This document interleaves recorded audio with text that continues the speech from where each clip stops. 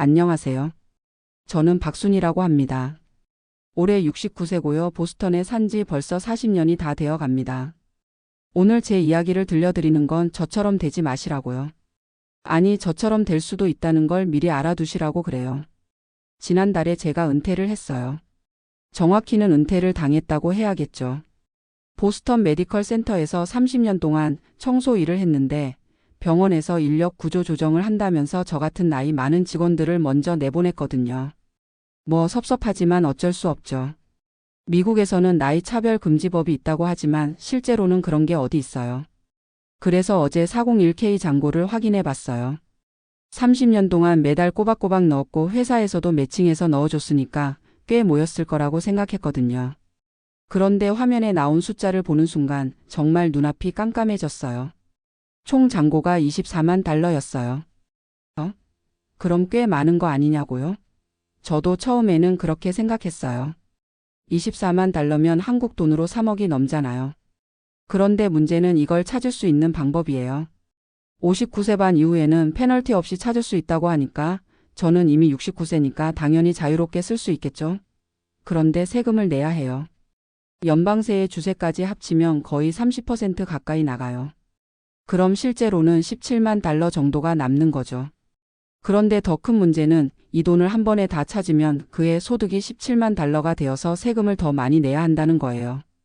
그래서 보통은 매달 조금씩 찾는다고 하더라고요. 17만 달러를 20년으로 나누면 월 800달러 정도 나와요. 월 800달러로 살라고요? 제가 지금 사는 아파트 월세가 1200달러인데요. 그 순간 정말 머리가 하얘졌어요. 30년 동안 매달 월급에서 돈을 떼어서 401k에 넣었어요. 회사에서도 매칭해 준다고 하니까 좋은 거라고 생각했고요. 특히 저 같은 이민자는 영어로 된 복잡한 금융 상품을 이해하기 어려우니까 회사에서 해주는 대로 따라했거든요. 처음 미국에 왔을 때가 1985년이었어요. 그때 제 나이가 29세였죠. 한국에서는 고등학교만 나왔고 미국에 와서 제일 먼저 한 일이 ESL 수업 듣는 거였어요. 영어를 배워야 일을 할 수 있으니까요. 남편은 이미 2년 먼저 와서 라이선스 공부를 하고 있었어요. 한국에서는 전기 기술자였는데 미국에서도 같은 일을 하려면 자격증을 다시 따야 한다고 하더라고요. 저는 빨리 돈을 벌어야 했으니까 영어를 못해도 할 수 있는 일을 찾았어요. 청소 일이었죠. 처음에는 개인집 청소를 했어요. 한국 사람들이 소개해준 집들이었는데 하루에 두세 집씩 다니면서 청소하고 빨래하고 그랬어요. 그러다가 1990년에 보스턴 메디컬 센터에서 청소 직원을 뽑는다고 해서 지원했어요. 면접 볼 때 정말 떨렸어요. 영어를 제대로 못하니까 무슨 말을 해야 할지 모르겠더라고요. 그런데 담당자가 한국 사람이었어요. 간호사로 일하다가 관리직으로 올라온 분이었는데 저를 정말 많이 도와주셨어요. 순희 씨, 여기서 일하려면 401k라는 거에 가입해야 해요. 은퇴할 때까지 매달 돈을 넣으면 회사에서도 같은 액수를 넣어줘요. 나중에 은퇴하면 그 돈으로 살 수 있어요. 그때는 그 말이 정말 좋게 들렸어요. 회사에서 돈을 넣어준다니까 공짜로 돈을 받는 것 같았거든요. 그래서 바로 사인했어요. 매달 월급의 6%를 401k에 넣기로 했죠. 처음 월급이 1,800달러였어요. 그 중에 6%면 108달러였죠. 적지 않은 돈이었지만 회사에서 같은 액수를 넣어준다고 하니까 실제로는 216달러가 들어가는 거잖아요.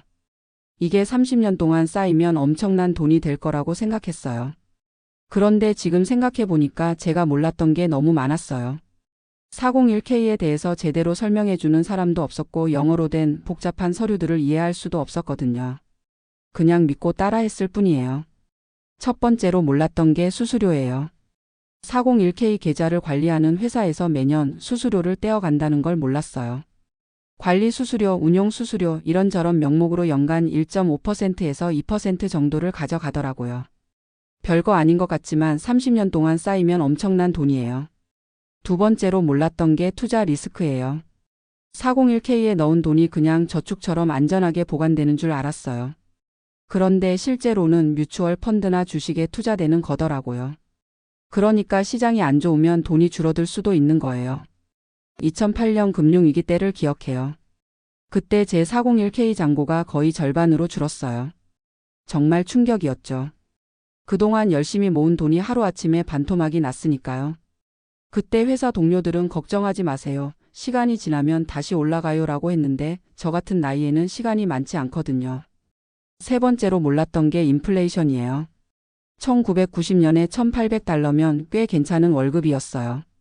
그런데 지금은 $1,800로 뭘 할 수 있어요? 월세도 못 내잖아요. 마찬가지로 제가 은퇴할 때쯤 되면 생활비가 얼마나 올라 있을지 계산을 못했어요. 30년 전에 제가 계산했을 때는 월 $800면 충분히 살 수 있었어요. 그때 저희가 살던 아파트 월세가 $400였거든요. $800면 월세 내고도 $400가 남으니까 괜찮다고 생각했죠. 그런데 지금 그 아파트 월세가 $1,500예요. 물가도 3배 이상 올랐고요. 네 번째로 몰랐던 게 의료비예요. 이게 정말 큰 문제예요. 65세가 되면 메디케어에 가입할 수 있다고 하니까 의료비는 걱정 안 해도 된다고 생각했어요. 그런데 메디케어가 모든 걸 다 커버해 주는 게 아니더라고요. 제가 당뇨랑 고혈압이 있어서 약을 먹어야 하는데 메디케어로 커버가 안 되는 약들이 있어요. 그런 약들은 제가 다 사야 하거든요.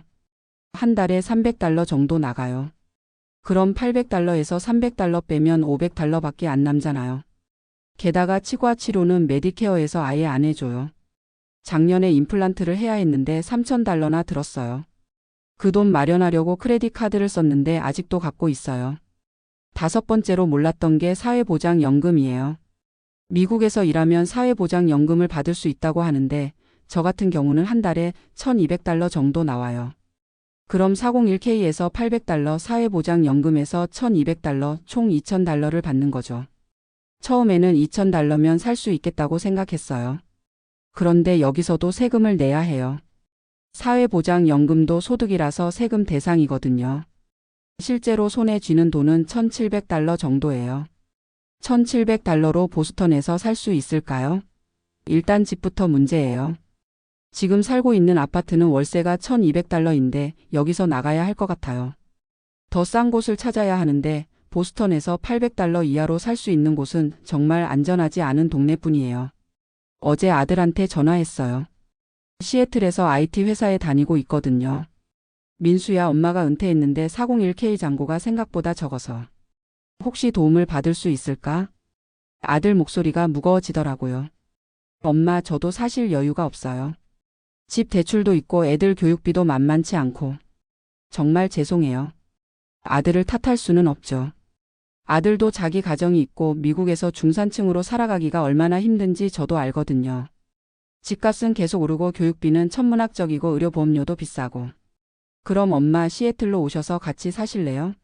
집이 좀 좁긴 하지만. 아들이 그렇게 말하긴 했는데 며느리 입장에서는 어떨까요? 시어머니가 갑자기 와서 같이 산다고 하면 부담스럽겠죠. 게다가 손자들도 10대인데 할머니가 오면 방 하나를 내줘야 하잖아요. 아니다, 민수야. 엄마는 여기서 알아서 살 방법을 찾아볼게. 너무 걱정하지 마. 그렇게 말하고 전화를 끊었는데 정말 막막하더라고요. 69세에 다시 일자리를 구할 수 있을까요? 30년 동안 청소 일만 했는데 다른 기술이 있는 것도 아니고. 어제 병원 동료였던 마리아한테 연락했어요. 마리아는 저보다 4살 어린데 아직도 병원에서 일하고 있어요. 은퇴를 못하는 거죠. 순이 나도 401k 확인해 봤는데 비슷해. 그래서 75세까지는 일해야 할 것 같아. 마리아는 멕시코에서 온 이민자예요.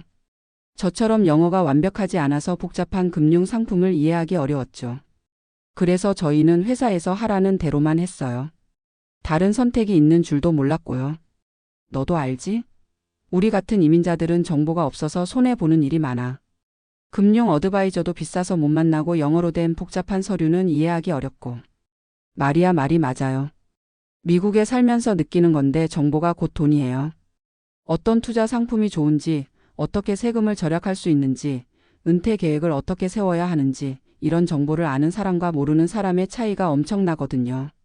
중산층 이상의 미국인들은 어릴 때부터 이런 금융 교육을 받아요. 부모들이 가르쳐주고 학교에서도 배우고 주변에서 자연스럽게 정보를 접하죠. 그런데 저희 같은 이민자들은 그런 기회가 없었어요. 회사에서 401k 설명회를 할 때도 다 영어로 하니까 대충 알아듣는 척하고 넘어갔어요. 궁금한 게 있어도 영어로 질문하기가 어려웠거든요. 그냥 다른 사람들이 하는 대로 따라했을 뿐이에요. 지금 생각해보니까 제가 다른 선택을 할 수도 있었어요. 예를 들어서 401k 대신에 로스 IRA라는 걸 할 수도 있었대요. 세금을 미리 내고 넣으면 나중에 찾을 때는 세금을 안 내도 되는 거래요. 하지만 그런 정보를 아는 사람이 주변에 없었어요. 아니면 부동산 투자를 할 수도 있었겠죠. 1990년대에는 보스턴 집값이 지금보다 훨씬 쌌거든요. 그때 작은 콘도라도 하나 사두었으면 지금쯤 엄청나게 올랐을 거예요. 하지만 그때는 다운페이먼트 할 돈도 없었고 모기지 받는 방법도 몰랐어요. 요즘 한국 뉴스를 보면 한국도 은퇴 문제가 심각하다고 하더라고요. 국민연금으로는 부족하고 개인이 따로 준비해야 한다고. 그런데 저는 한국에 있을 때 국민연금이 뭔지도 제대로 몰랐어요. 그냥 월급에서 돈이 빠져나가는 게 있다는 정도만 알았죠. 미국에 와서 40년을 살았는데 결국 가난하게 늙게 생겼어요. 한국에 있었어도 마찬가지였을까요? 잘 모르겠어요. 하지만 적어도 한국에서는 언어 문제는 없었겠죠. 복잡한 금융 상품이라도 한국어로 설명을 들을 수 있었을 거고요. 어제 인터넷으로 보스턴 근처 시니어 하우징을 찾아봤어요. 소득이 낮은 노인들을 위한 저렴한 주택이 있다고 하더라고요. 그런데 대기자가 수천 명이래요. 신청하고도 몇 년씩 기다려야 한대요. 푸드 스탬프도 신청할 수 있다고 하는데 자격 요건이 복잡해요. 소득이 얼마 이하여야 하고 자산이 얼마 이하여야 하고 401k 잔고가 있으면 자격이 안 된다는 말도 있고 정확한 정보를 알기가 어려워요. 의료비를 줄이는 방법도 알아봤어요. 메디케이드를 신청할 수도 있다고 하는데 이것도 자격 요건이 까다로워요. 소득이 정말 낮아야 하고 자산도 거의 없어야 하는데 저는 401k가 있어서 자격이 안 될 것 같아요. 결국 401k가 있어서 정부 지원은 못 받고 그렇다고 401k만으로 살기에는 부족하고 이상한 딜레마에 빠진 거예요. 요즘 밤에 잠이 안 와요. 계속 계산해 보거든요. 월 1,700달러로 어떻게 살아야 할지. 일단 지금 아파트에서는 나가야 해요. 월세 1,200달러는 감당이 안 되니까요. 보스턴에서 좀 떨어진 곳으로 가면 월세 700에서 800달러짜리도 있다고 하더라고요. 그런데 그런 곳은 대중교통이 불편해서 차가 없으면 생활하기 어려워요. 저는 운전면허는 있지만 차를 살 돈이 없어요. 중고차라도 보험료, 기름과 수리비 생각하면 한 달에 300달러는 들거든요. 그럼 800달러 월세에 300달러 차량비, 300달러 의료비, 그럼 벌써 1,400달러예요. 1,700달러에서 1,400달러 빼면 300달러밖에 안 남아요. 음식과 전기요금, 핸드폰비 이런 것들로 300달러로 어떻게 살아요? 어제는 정말 절망스러워서 한국 친구한테 전화했어요. 20년 전에 미국에서 만났다가 한국으로 돌아간 친구예요. 순이야, 한국으로 돌아와. 여기서 기초생활수급자 신청하면 되잖아. 그 친구 말이 한국은 의료비가 미국보다 훨씬 저렴하고 노인복지도 나름 괜찮다고 하더라고요. 기초연금도 받을 수 있고 의료급여도 받을 수 있다고. 하지만 한국에 돌아가는 것도 쉽지 않아요. 일단 미국에서 40년을 살았는데 지금 한국이 어떻게 변했는지도 모르겠고요. 친구들도 거의 없고 갈 곳도 마땅하지 않고. 게다가 한국 가려면 비행기표 돈도 있어야 하고 짐도 정리해야 하고. 지금 제 상황에서는 그것도 부담이에요. 며칠 전에 병원에서 일하던 한국인 간호사 선배를 만났어요. 그분은 저보다 10살 정도 많은데 벌써 10년 전에 은퇴하셨어요. 그런데 준비를 정말 잘하셨더라고요. 순이야, 나는 401k 외에도 개인 IRA도 했고 부동산 투자도 했어. 그리고 무엇보다 의료비를 대비해서 HSA라는 계좌도 만들었지. HSA가 뭔지 물어봤더니 의료비 전용 저축 계좌래요. 세금 혜택도 있고 65세 이후에는 의료비가 아닌 다른 용도로도 쓸 수 있다고 하더라고요. 저는 그런 게 있는 줄도 몰랐어요. 그리고 나는 50대부터 파트타임으로 일하면서 소셜 시큐리티 크레딧을 더 쌓았어. 풀타임으로 35년 일해야 최대 혜택을 받을 수 있거든. 저는 30년밖에 일 안 했어요. 그것도 초기에는 월급이 낮았고요. 만약에 5년 더 일했다면 소셜 시큐리티 연금도 더 많이 받을 수 있었을 텐데 그런 걸 몰랐어요. 제일 중요한 건 정보야, 순이야. 미국에서는 정보를 모르면 손해보는 게 당연해. 특히 우리 같은 이민자들은 더더욱. 그 선배 말씀이 정말 맞아요. 정보의 격차가 경제적 격차로 이어지는 거예요. 같은 회사에서 같은 기간 일해도 어떤 사람은 넉넉하게 은퇴하고 어떤 사람은 가난하게 늙어요. 차이는 정보와 선택이었어요. 지금 와서 후회해봤자 소용없지만 그래도 생각해보게 되네요. 만약에 제가 영어를 더 잘했다면, 금융에 대해서 더 공부했다면 다른 선택을 했을 수도 있었을 텐데. 하지만 그때는 그럴 여유가 없었어요. 매일 일하고 집에 오면 너무 피곤해서 잠들기 바빴거든요. 주말에는 집안일하고 한국 음식 만들어 먹고 한국 드라마 보고. 그게 제 생활의 전부였어요. 금융 공부를 하자고 생각해 본 적도 없어요. 복잡하고 어려울 것 같았거든요. 그냥 회사에서 하라는 대로 하고 은행에서 권하는 대로 하고. 그렇게 살았어요. 요즘은 인터넷이 있어서 정보를 찾기가 쉽지만 제가 젊었을 때는 그런 것도 없었어요. 도서관에 가서 책을 찾아봐야 했는데 영어 책은 이해하기 어렵고 한국어 자료는 미국 상황과 맞지 않고. 지난주에 도서관에서 은퇴 관련 책들을 몇 권 빌려왔어요. 지금이라도 뭔가 배워보려고요. 그런데 읽어보니까 대부분 중산층 이상을 대상으로 한 내용들이에요. 집이 있고 여유 자금이 있고 높은 연봉을 받는 사람들을 기준으로 한 조언들이죠. 월 $800로 사는 방법에 대한 책은 없더라고요. 그런 사람들은 책을 읽을 여유도 책을 살 돈도 없으니까 시장성이 없겠죠. 어제는 한국 유튜브를 보다가 미국 은퇴 관련 영상을 몇 개 봤어요. 한국 분들이 올린 건데 미국에서 은퇴하려면 최소 $100만 있어야 한다고 하더라고요. $100만. 저는 $24만 밖에 없는데. 그 영상에서 은퇴 후 연간 생활비를 $5만 정도로 잡더라고요. 월 $4,000 정도예요. 저는 월 $1,700인데 그분들이 사는 세상과 제가 사는 세상이 다른 것 같아요. 물론 그분들이 틀린 건 아니에요. 미국에서 중산층으로 은퇴하려면 정말 그 정도는 있어야 할 거예요. 하지만 저같이 못 모은 사람들은 어떻게 살라는 거죠? 가끔 병원에서 일할 때 만났던 미국인 동료들 생각이 나요. 그들은 저와 같은 일을 했지만 은퇴 준비가 확실히 달랐어요. 부모들이 조언해주고 금융 어드바이저와 상담하고 부동산이나 주식에도 투자하고. 특히 백인 동료들은 집을 일찍 샀어요. 20대, 30대에 모기지를 받아서 집을 사고 몇 년 후에 더 좋은 집으로 옮기고. 그렇게 부동산으로 자산을 키워갔죠. 저는 그런 방법을 몰랐어요. 이민자들은 대부분 렌트로 살거든요.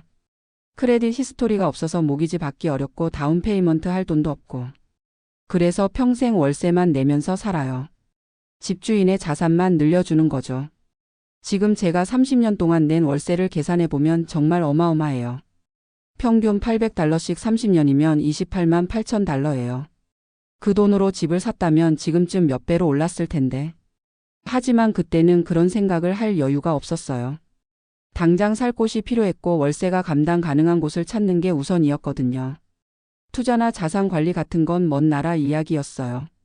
요즘 젊은 한국 분들은 다를 것 같아요. 정보도 많고 교육 수준도 높고. 미국에 와서도 체계적으로 은퇴 준비를 할 거예요. 저희 때와는 확실히 다르죠. 하지만 여전히 언어의 벽은 있을 거예요. 아무리 영어를 잘해도 금융 용어들은 복잡하거든요. 네이티브 스피커도 어려워하는 걸 이민자가 완벽하게 이해하기는 쉽지 않아요. 어제 소셜 시큐리티 오피스에 갔어요. 제 혜택에 대해서 정확히 알아보려고요. 직원이 영어로 빠르게 설명하는데 절반도 이해 못했어요. 중요한 부분은 다시 물어봤는데 짜증내는 기색이 역력하더라고요.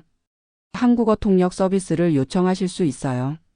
그렇게 말하길래 신청했는데 2주 후에나 가능하다고 하더라고요. 급한 일도 아니고 이미 다 늦었으니까 기다리기로 했어요. 미국에서 40년을 살았지만 여전히 완전한 미국인이 된 기분은 안 들어요. 특히 이런 관공서나 금융기관에 가면 더 그래요. 미묘한 차별 같은 걸 느낄 때가 있거든요.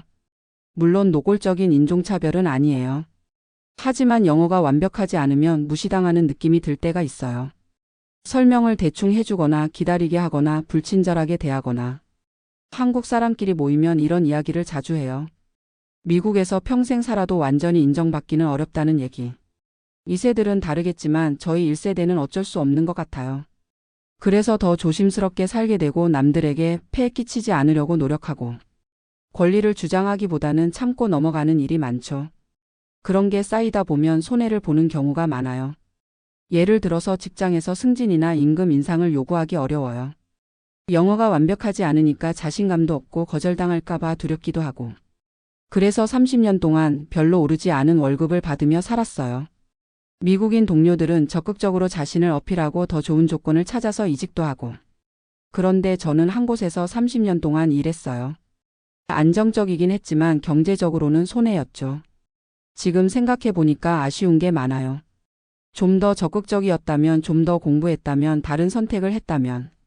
하지만 그때는 최선을 다했어요. 제가 아는 범위에서 최선을. 내일부터는 새로운 계획을 세워야 해요. 일단 더 싼 곳으로 이사를 가야겠어요.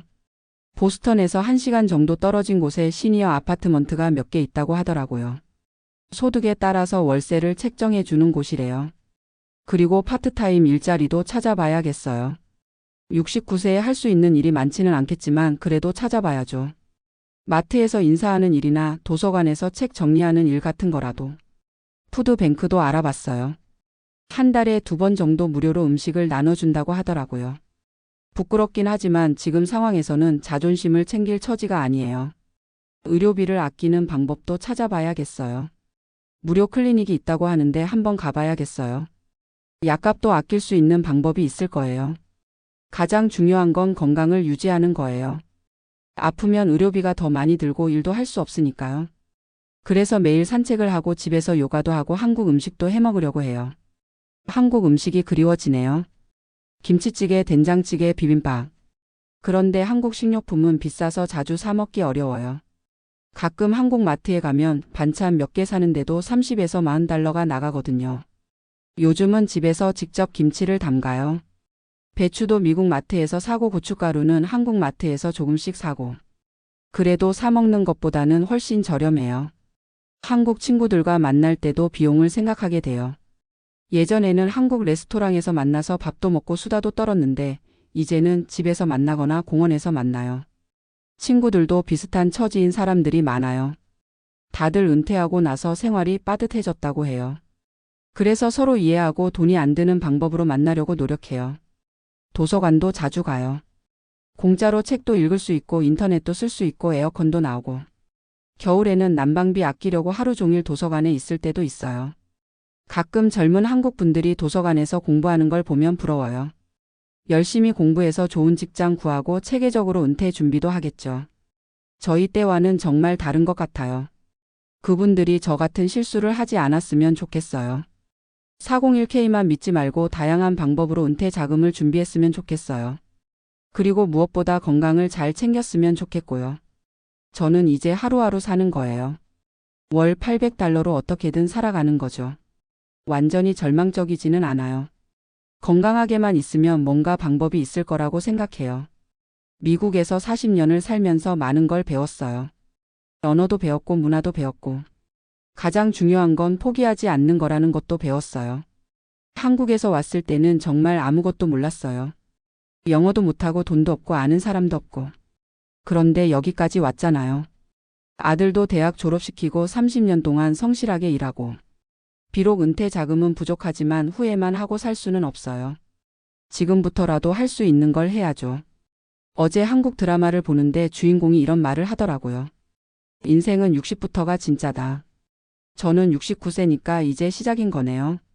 물론 경제적으로는 어렵겠지만 그래도 자유로워요. 더 이상 직장에 얽매이지 않아도 되고 하고 싶은 일을 할 수 있어요. 물론 돈이 드는 일은 못하겠지만요. 봉사활동도 해보려고 해요. 한국어를 가르치거나 이민 온 지 얼마 안 된 분들을 도와주거나. 제가 40년 동안 경험한 것들이 누군가에게는 도움이 될 수도 있잖아요. 그리고 글도 써보려고 해요. 제 이야기를 써서 다른 이민자들이 같은 실수를 하지 않도록 도움을 주고 싶어요. 한국어로 쓰면 한국에서 미국 이민을 준비하는 분들에게도 도움이 될 거고요. 30년 전에 제가 이런 이야기를 들었다면 다른 선택을 했을지도 몰라요. 401k만 믿지 말고 다른 투자도 하고 집도 사고 의료비 대비도 하고.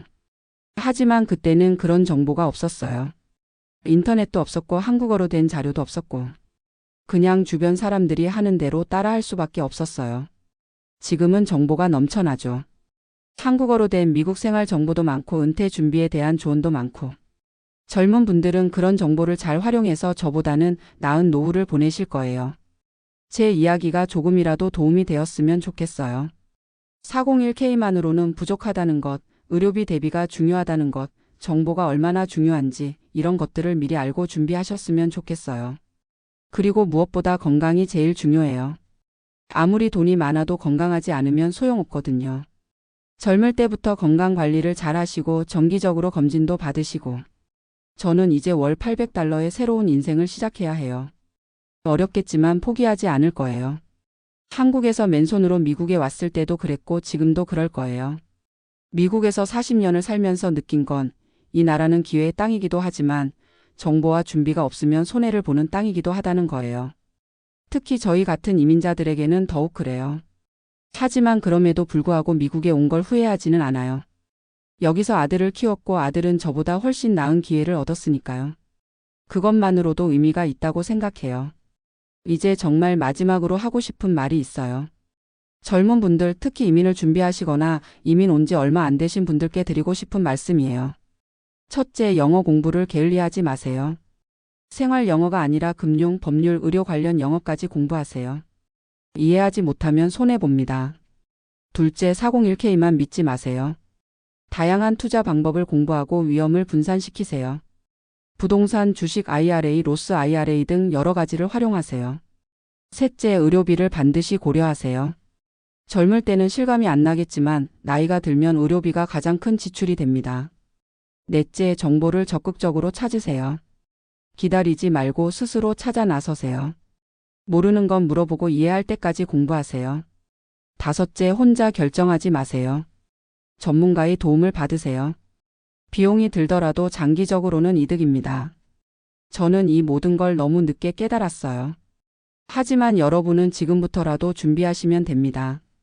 제 실수를 반면교사로 삼아서 더 나은 노후를 준비하세요. 월 800달러로 사는 것도 불가능하지는 않아요. 하지만 선택의 여지가 거의 없죠.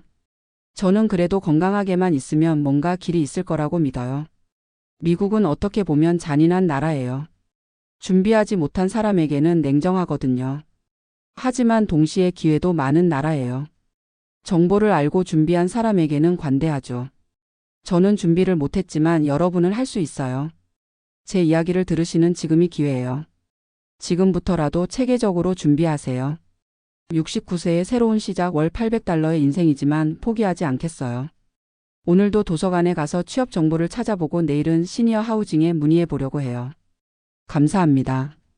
제 이야기를 끝까지 들어주셔서 고맙습니다. 여러분의 노후는 저보다 훨씬 나으시길 바라면서 이만 줄이겠습니다.